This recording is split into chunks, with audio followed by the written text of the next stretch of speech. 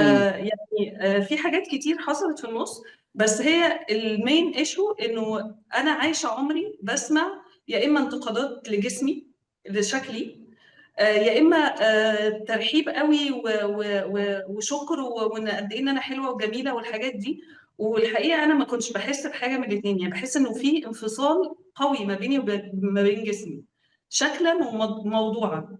يعني ممكن أروح للدكتور يقول لي إن عندي حاجة كبيرة لإن أنا مش حاسة بحاجة. ما كنتش مستوعبة أصلًا إنه أنا باحس بس باقرر أتجاهلها، يعني رُحت بديسك كده وأنا كان عندي مثلًا 26، 27 سنة عندي ديسك، يا مش نهار قادرة أبيض! أقف إمم. خلاص.